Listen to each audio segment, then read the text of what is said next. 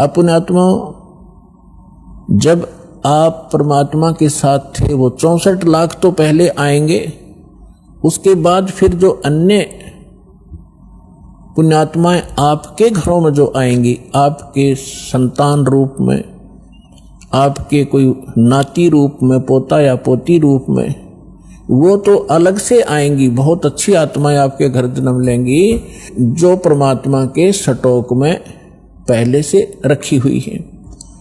उस परमात्मा कबीर जी का इस काल के प्रत्येक लोक में 21 ब्रह्मांड में एक गुप्त स्थान है जहां पर उन पुण्यात्माओं को परमात्मा ने रखा हुआ है जिनको पिछले कलयुग में सार नाम प्राप्त हो गया था, वो पार हुए नहीं और फिर वो काल के हत्थे चढ़ गए थे।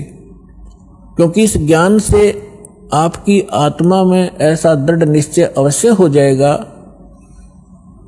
कि ये सुख जो है, चाहे राष्ट्रपति बन जा, चाहे प्रधानमंत्री बन जावा, और भले ही हम कोई देव पद प्राप्त कर लें, आपकी आत्मा धिक्कारेगी उसको। तो कबीर साहब के साथ ना जाने करके कुछ अच्छी आत्माएं जिनको सार नाम प्राप्त हुआ था किसी कलयुग में, तो वो पार ना हुई, दूसरे संस्कारवश किसी लोक में चले गए। तो उसके लिए परमात्मा कहते हैं शिव मंडल ब्रह्मापुरी, शिव मंडल ब्रह्मापुरी चाहे विष्णु लोक में हो, हमरे गुण भूला नहीं तो आन छुटाऊं। तो जैसे कोई भक्त इस ज्ञान से परिचित और किसी कारण से नाम खंडित हो जाने से उसकी मृत्यु हो जाती है, तो वो कहाँ जाता है? आपको प्रथम मंत्र में श्री ब्रह्मा जी, श्री विष्णु जी, श्री शिव जी, श्री गणेश जी और श्री दुर्गा जी आदि इन देवों के वो मूल मंत्र दिए जाते हैं जिनसे आपको बहुत लाभ मिलना है। तो उस कारण से आप पार ना हो गए तो इनके लोकों में जाओगे वो सुख भोगने के लिए जो आपको इस प्रथम मंत्र के बेनिफिट प्राप्त हुआ है। ये लाभ आप वहां अक्षीण करने चले जाओगे। वहां जाकर आपको याद आएगा कि ये तो गुरुजी बताया करते थे कि हमने यहाँ का देव पद भी नहीं लेना, राज्य पद प्राप्त नहीं करना, यहाँ हमारे पुण्य नाश होते हैं। तो वहां जाकर फिर वो रोते हैं। और ये जो प्राइम टाइम होता है इसका सीमा है। जैसे अब जो पिछली पीढ़ी चली है इसका समय निर्धारित है, उसके बाद ये भक्ति नहीं रहेगी।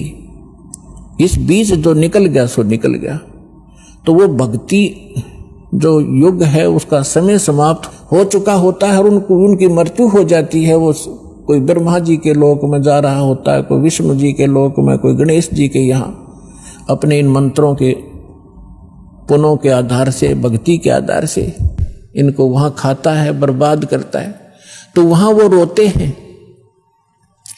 तब परमात्मा जाते हैं, उनको वहाँ से छुड़वा कर लाते हैं। उनको उस समय मनुष्य दोबारा जन्म नहीं देते, उनको अपने पास स्टॉक में रखते हैं। उनके ऊपर इतना रहम हो जाता है कि अब उनका जन्म आपके घरों में होगा, आपके बेटा बेटी, आपके पोता पोती के रूप में सबके घर वो पुण्यात्माएं आएंगी। उनके संस्कार इतने गजब के होंगे, इतने अच्छे होंगे कि उनको किसी प्रकार का कोई कष्ट नहीं होगा उनके जीवन में। और उनको जन्म से ही मंत्र मिलेंगे, 3 वर्ष के होते ही भक्ति करेंगे और 8 वर्ष का होते उसको सतनाम मिलेगा। और फिर 12 वर्ष के बाद, 13 वर्ष के बाद अंतर ही उसको सारनाम प्राप्त होगा। अब के वो मोक्ष प्राप्त कर जाएंगे। आप भी करोगे क्योंकि ये भक्ति युग प्रारंभ हुआ है। और या तो इसी जन्म में पार हो जाओगे, देखो कोशिश करना कि इसी जन्म में पार हो, फिर तो फिर ही होता है। नेक्स्ट लाइफ का, नेक्स्ट जीवन की सपने में भी इच्छा मत रखना। फिर भी किसी कारण से पैर फिसल जाता है तो वो फिर तुरंत ही मनुष्य जीवन प्राप्त करके तुरंत ही भक्ति पर लग जाता है। अपने आत्माओं देखो, आप भक्ति और इस अध्यात्म मार्ग से परिचित नहीं है।